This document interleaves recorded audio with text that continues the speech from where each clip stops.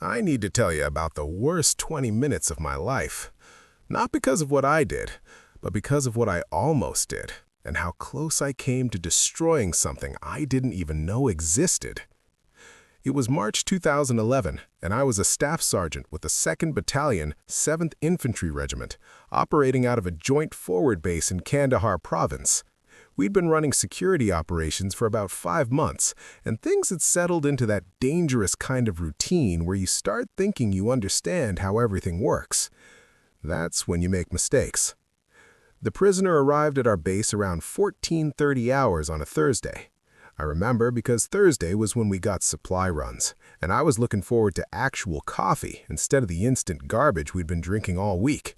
Instead, I got called into Captain Hendrix's office, and my afternoon took a very different turn.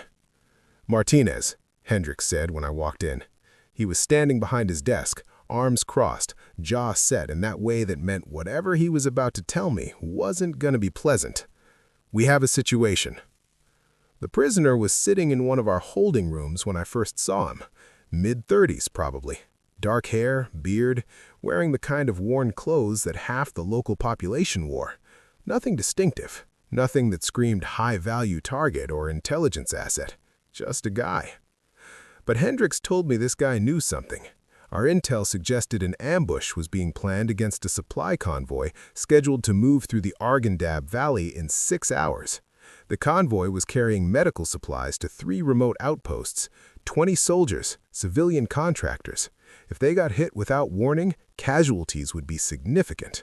And this prisoner, according to our source, knew the location of the ambush. "We need that information," Hendrix said. His voice was flat, carefully neutral. "We need it in the next 2 hours if we're going to reroute the convoy or send air support." I looked at the prisoner through the observation window. He sat perfectly still, hands bound, eyes forward, calm. Too calm for someone who'd just been detained. "Has he talked?" I asked. "Won't say a word, not even his name." Hendrix paused. "That's why you're here, Martinez. You're good at reading people. You've gotten suspects to open up before." I had. Interrogation wasn't my primary job, but I'd done it enough times. You learn that most people want to talk. They want to justify themselves, explain their actions, prove they're not the bad guy. You just have to find the right pressure point, the right question, the right approach. But something about Hendrix's tone made my shoulders tense. "What aren't you telling me, sir?" Hendrix met my eyes. "The source that identified him says he's mid-level Taliban, connected but not leadership, which means he might not break using standard approaches." He paused. "Command is giving you latitude on this one. Whatever it takes to get that location. Those soldiers on that convoy need you to do your job." Whatever it takes. Those 3 words sat in my gut like stones. I'd been deployed twice before this. I'd seen what happened when intel came too late or not at all. I'd helped carry body bags. I'd written letters home to families who'd never see their sons, daughters, husbands, wives again. I knew what was at stake. But I also knew what "whatever it takes" meant when said in that particular tone of voice. "Sir," I said carefully, "we have protocols, rules of engagement for detainee treatment. And we're following them, but those rules also recognize that in imminent threat situations, interrogators have some flexibility. I'm not ordering you to do anything specific, Martinez. I'm telling you that 20 lives are counting on you getting that information. How you get it is your call. Just get it." He dismissed me before I could respond. I stood outside the holding room for a full minute before going in. Through the observation window, the prisoner hadn't moved. Still calm, still waiting. I thought about my team, about Thompson, who had a daughter he'd never met because she was born 2 weeks after we deployed. About Garcia, who sent half his paycheck home to help his parents keep their house. About all the guys on that convoy who were just doing their jobs, following orders, trying to survive long enough to go home. 20 lives. I opened the door. The prisoner's eyes followed me as I entered and sat across from him. Up close, I could see the weathering on his face. Sun damage, scars. This was someone who'd spent a lot of time outdoors, working hard. His hands had calluses, manual labor probably. "I'm Staff Sergeant Martinez," I said in Pashto. My pronunciation wasn't perfect, but it was functional. "I want to talk to you." No response. He didn't even blink. "We know about the ambush. We know you have information about the location. If you tell us now, we can prevent people from getting hurt, including people on your side who might get caught in the response." Still nothing. His breathing was even, his expression unchanged. I tried for 30 minutes, different approaches, appealing to his humanity, suggesting we could help him if he cooperated, explaining the consequences of not talking. I was patient, calm, professional. He sat there like a statue. At the 45-minute mark, Hendricks knocked on the observation window. One knock. Time check. 1 hour and 15 minutes left before the convoy would be too far along to reroute safely. I stepped out of the room. Hendricks was waiting in the corridor with Lieutenant Foster, our intelligence officer. Foster was young, maybe 25, with the kind of eager intensity that sometimes made me tired. "He's not responding to verbal interrogation," I reported. "He's trained. This isn't some farmer we picked up by mistake. This guy knows how to resist questioning." "Then you need to apply pressure," Foster said immediately. "Stress positions, sleep deprivation, loud music. Make him uncomfortable enough that talking becomes the easier option." I looked at Hendricks. "Those techniques take hours. We don't have hours." "So work faster," Foster said. There was something in his voice, eagerness, like this was exciting to him. I felt my jaw tighten. Work faster how exactly? The silence that followed was heavy. Hendricks finally spoke. "Martinez, I understand your concerns about protocols, but we have a ticking clock here. Those soldiers need actionable intelligence. If this prisoner won't talk through conventional means—" He trailed off, left it hanging. "Sir, enhanced interrogation techniques are not what anyone is suggesting," Hendricks cut me off. "I'm simply saying that if, in the course of moving the prisoner or repositioning him, he were to experience some discomfort that made him reconsider his silence, well, these things happen in fluid situations." I stared at him. "Sir, that's you doing your job," Hendricks said. His voice had gone hard. "That's you saving lives. That's you making the choice that needs to be made. Or is your conscience more important than 20 soldiers?" Before I tell you what happened next, if you're hooked on this story, hit that like button and subscribe. There are dozens more voices like mine here. And drop a comment with your country. I'm curious where all of you are listening from. I went back into the holding room. The prisoner watched me enter. For the first time, I saw something in his eyes. Not fear, not defiance. Something else. Like he was evaluating me, measuring me. I sat down across from him again. "Listen," I said, switching to English. My Pashto wasn't good enough for what I needed to say. "I don't want to hurt you. I don't. But there are people out there who are going to get hurt if you don't talk. Help me help them." He tilted his head slightly. And then, for the first time, he spoke. In perfect, unaccented English. "You have a choice to make, Sergeant." I froze. His English was too good. Not just functional. Perfect, like someone who grew up speaking it. "Who are you?" I asked. "Someone testing whether you'll do the right thing." His voice was calm, almost gentle. "They told you there's an ambush planned. They told you lives are at stake. They told you I'm Taliban, mid-level, connected, but expendable. They gave you permission to do whatever it takes, didn't they?" I didn't answer. Couldn't. "Here's what they didn't tell you," he said, leaning forward slightly.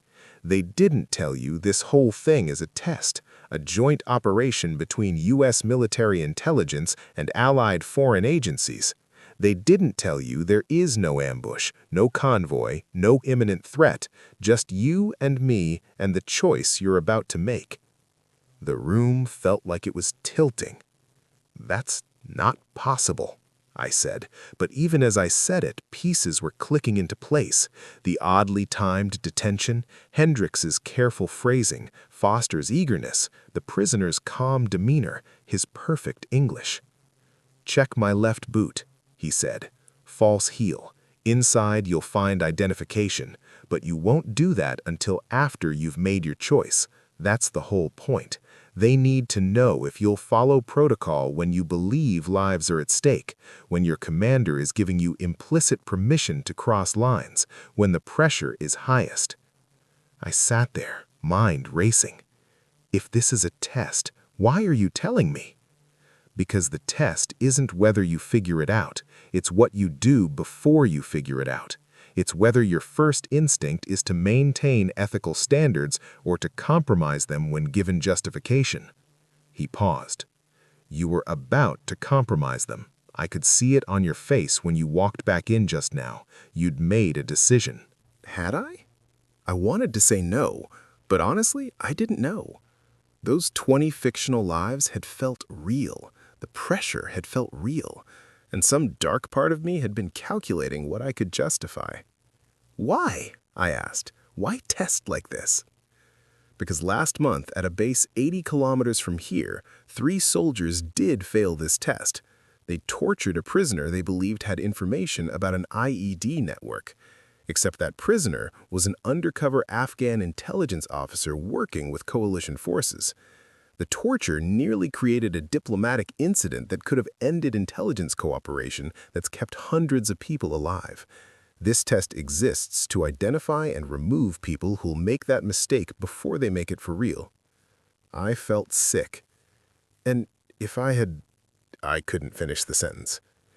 If you had used torture, enhanced interrogation, whatever euphemism makes it easier to sleep at night, you'd have been immediately relieved of duty and likely court-martialed.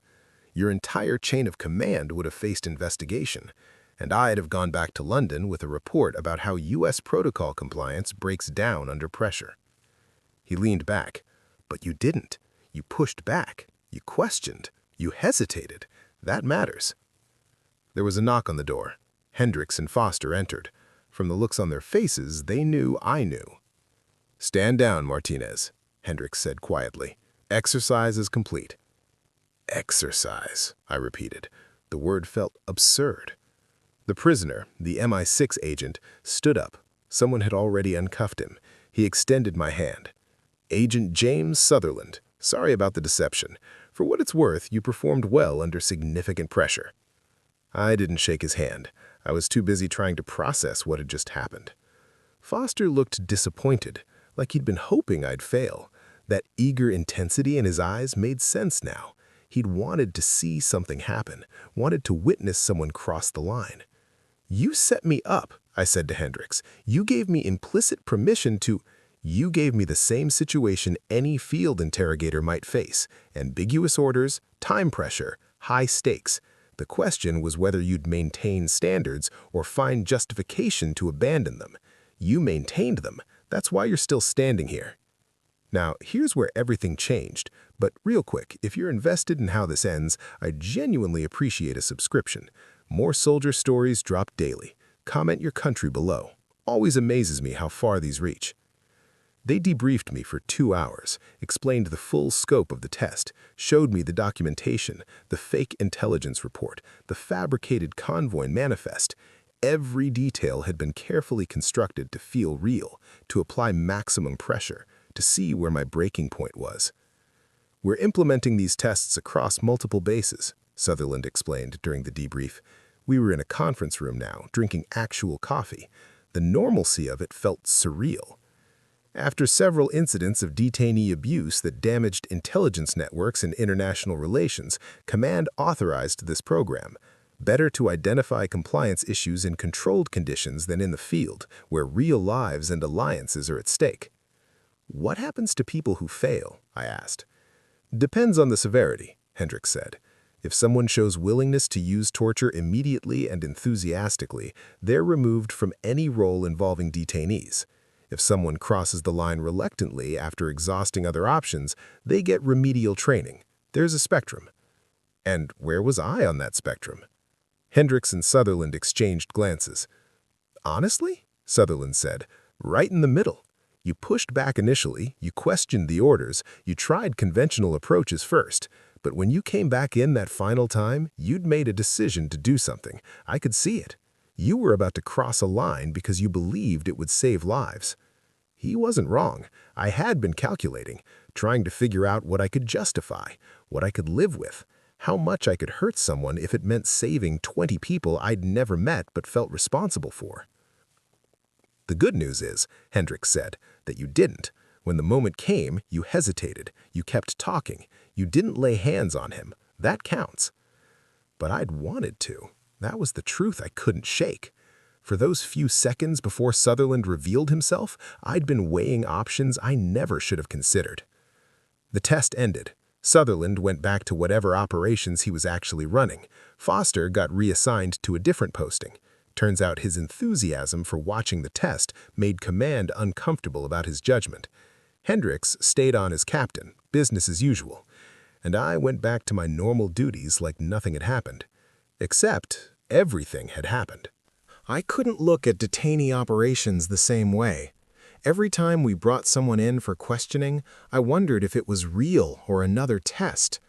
Every time a superior officer used careful phrasing about getting results, I heard the implicit permission to cross lines. Every time someone justified questionable tactics with lives are at stake, I remembered how easily I'd almost been convinced. Thompson noticed something was off. We were cleaning weapons one evening, repetitive work that let your mind wander, and he said, "You've been different since that Thursday, the one with the prisoner. What happened?" I couldn't tell him. The test was classified, but I said, "Just reminded me that nothing is as simple as it seems." He laughed. "Well, that's war in a nutshell, isn't it?" The convoy attack that never existed haunted me. I'd felt those 20 lives so intensely, the weight of responsibility for people I'd never met, the calculation of acceptable harm. All of it had felt completely real and justified and necessary. And it was all fabricated. That's what kept me up at night. Not that I'd been deceived, but how easily I'd been willing to compromise when given the right justification. About 6 weeks later, we actually did capture someone with intelligence about a real attack. I was part of the interrogation team. We had time pressure, not 20 minutes, but hours, not days. We had solid intel suggesting credibility. We had command asking for results. And I remembered that Thursday in March. I questioned the suspect for 4 hours, patient, methodical, professional. No threats, no intimidation, just careful, persistent conversation, building rapport, finding pressure points in his logic, not his body. He talked, not because I heard him, because I treated him like a human being who might be persuaded rather than an obstacle to be broken through. The intelligence prevented an actual attack. 3 soldiers who would have been patrolling a specific route got rerouted. They never knew how close they came. Hendricks called me in afterward. "Good work, Martinez. That's exactly the kind of interrogation we need, effective and ethical. That test in March, you understand why we did it now?" I did, and I didn't. I understood that some soldiers, when given pressure and permission, would cross lines that destroy more than they save. I understood that identifying those soldiers before they created international incidents was important. But I also understood that the test had revealed something about me I didn't like, that pressure and permission could move me closer to lines I thought I'd never approach, that I could justify almost anything if I believed the stakes were high enough. "I understand, sir," I said. But what I learned kept me up for months. I need to tell you what happened next, but first, if this story's got you, show some love with a like and subscribe. I read every comment, especially love seeing where you're all from around the world. The rest of my deployment was uneventful, by military standards anyway. Patrols, security operations, training local forces, the usual rhythm of trying to make progress in a place that resisted progress. I came home in October 2011. My wife Sarah picked me up from the base. Our daughter Emma was 3 years old, and she'd grown so much I almost didn't recognize her. Sarah had prepared welcome home signs. Emma had drawn pictures of stick figures that were apparently supposed to be me, though I looked more like a confused alien. It should have felt like victory, like everything was back to normal. But I kept thinking about that room, that prisoner, those 20 minutes. Sarah noticed within a week. We were having dinner, just normal family dinner with Emma talking about preschool and Sarah talking about her work at the hospital, and suddenly she stopped mid-sentence. "Where are you?" she asked. "What? Where are you right now? Because you're not here. You've been somewhere else since you got home." I didn't know how to explain it. How do you tell your wife that you almost tortured someone who wasn't even real, and that what haunts you isn't that you didn't do it, but that you almost did? "Just adjusting," I said. "It's normal." She didn't believe me. Sarah was an ER nurse. She'd seen trauma before. She knew what processing looked like versus what avoidance looked like. "Talk to someone, please. I need you here. Emma needs you here, and you're not here." I went to the VA, did the standard post-deployment screening. They asked about flashbacks, nightmares, anger issues. I answered honestly. No flashbacks, some trouble sleeping, no anger problems. They cleared me. But I didn't tell them about the test, about the moral weight of discovering how easily pressure could shift my ethical baseline. How do you explain that the thing that broke something in you was something that didn't actually happen? 3 months after I got back, I ran into Foster. Pure coincidence, we were both at a military conference in D.C. about tactical training standards. He'd been reassigned to a teaching position at Fort Benning. Hendricks had been right to question his judgment, away from operational roles. We grabbed coffee, awkward small talk. Then Foster said, "You ever think about that test, the prisoner thing?" "Sometimes," I admitted.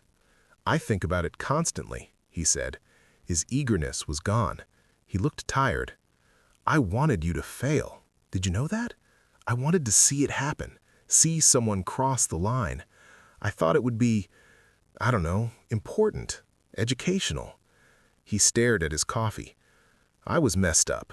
I see that now. The fact that I wanted to witness something like that, that says something ugly about me." "You didn't do anything," I said. "Neither did you," he pointed out. "But we both thought about it. We both stood on the edge of something. The only difference is you pulled back." We didn't stay in touch after that meeting, but his words stuck with me. We both stood on the edge of something.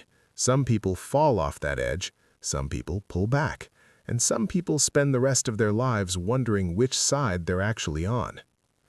I got out of active duty in 2014, took a position training new recruits at Fort Carson. Sarah said it was good to see me working with kids, teaching them the right way to do things. Maybe she was right. But every time I taught a class on detainee handling and tactical questioning, I thought about that Thursday in March. I thought about the test, about the pressure, about the permission. And I made sure those recruits understood something their manual didn't say explicitly. The hardest part of interrogation isn't getting information from someone who doesn't want to talk. It's maintaining your humanity when you believe you have justification not to. Most of them didn't really get it. They were young. They still thought war had clear good guys and bad guys, clear right and wrong. They'd learn, some the easy way, some the hard way. I hoped none of them would learn the way I did. It's been years now since that test. I'm 39. Emma is 16. Sarah and I are still married, though there are parts of my deployment I've never fully explained to her. She's stopped asking. Maybe that's for the best. I got a letter last year from Sutherland, the MI6 agent. He tracked me down somehow. The letter was brief. "Martinez, still monitoring interrogation practices and joint operations. Your performance that day in March continues to be used as a case study in ethical decision-making under pressure. Thought you should know that what you almost did matters less than what you didn't do. Your hesitation saved more than you know. Our intelligence partnership with your command structure remained intact because soldiers like you upheld standards when it would have been easier not to. That matters. Hope you're doing well. Sutherland." I read that letter a dozen times. Your hesitation saved more than you know. But here's what Sutherland doesn't know. I do know. I know exactly what my hesitation saved. It saved me from becoming someone I couldn't live with. It saved me from crossing a line that would have changed who I was. It saved me from having to explain to my daughter someday why her father did something unforgivable because he believed it was necessary. But it didn't save me from knowing how close I came. That's the cost nobody talks about. The cost isn't always what you did. Sometimes it's what you almost did, what you were capable of doing, what you discovered about yourself when pressure and permission aligned. I teach classes on ethics now, on moral decision-making in tactical situations. The recruits think I'm teaching them about enemy combatants and interrogation protocols and rules of engagement. I'm actually teaching them about themselves, about the moment when you discover your own boundaries aren't as fixed as you thought, about the pressure that makes good people consider bad choices, about the justifications that sound reasonable until you really examine them. Most importantly, I teach them about hesitation, about the value of pausing when everyone is telling you to act, about the courage it takes to question when questioning feels like cowardice. Because that Thursday in March, my hesitation lasted exactly long enough. A few seconds more, and Sutherland would have had to reveal himself before I crossed a line.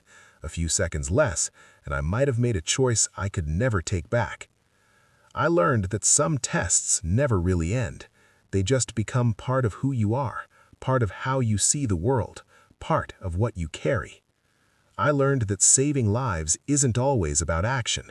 Sometimes it's about restraint, about maintaining standards when it would have been easier to abandon them, about refusing permission even when permission is offered. I learned that the hardest thing about war isn't the enemy you face.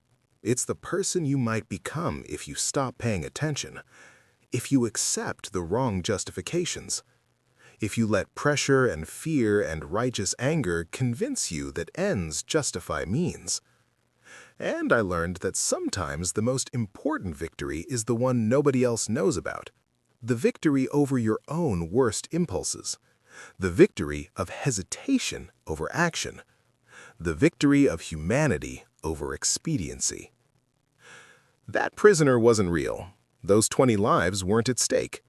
That attack was never going to happen. But my choice was real. My hesitation was real. And what I learned about myself in those 20 minutes was real. I carry that lesson with me every day.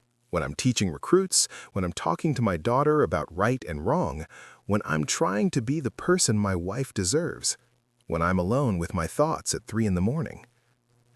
I was tested. I almost failed. And the fact that I didn't fail doesn't erase how close I came. That's the truth nobody tells you about war. The scars aren't always from what happened. Sometimes they're from what almost happened, from who you almost became, from the line you almost crossed. I refused to torture a prisoner who wasn't a prisoner. I maintained protocol during a test I didn't know was a test. I hesitated when hesitation saved everything. But I remember what I was thinking in the seconds before Sutherland spoke. I remember the calculations I was making, the justifications I was constructing, the lines I was preparing to cross. And I'll never forget how reasonable it all seemed at the time, how justified, how necessary. That's what I teach now. That's what I carry. The knowledge that the distance between who you are and who you could become is smaller than you think, and that sometimes the only thing standing between them is 20 minutes and the choice to hesitate instead of act. I saved those 20 fictional lives by refusing to torture one fictional prisoner. But the life I really saved was my own. And the cost of that salvation was discovering how much I was willing to sacrifice to save people I'd never met. How far I was willing to go when given permission. How close I came to crossing a line I can never uncross. Some people call that a victory. Maybe they're right. But when I lie awake at night, I don't think about the test I passed. I think about the test I almost failed. I think about the person I almost became. I think about those 20 minutes and the calculations running through my head. And I wonder how many other soldiers are out there right now, facing their own 20 minutes, making their own calculations, standing on their own edge. I wonder how many of them hesitate, and I wonder how many don't. That's the real lesson. That's what the test revealed. Not just about me, but about all of us. We're all capable of things we never thought we'd do. Given the right pressure, the right permission, the right justification, we can convince ourselves of anything. The question isn't whether you'll be tested. You will. The question is whether you'll hesitate long enough to recognize the test for what it is. I did. Barely. But barely was enough. And I've spent every day since trying to make sure that if I'm ever tested again, barely won't be all I have.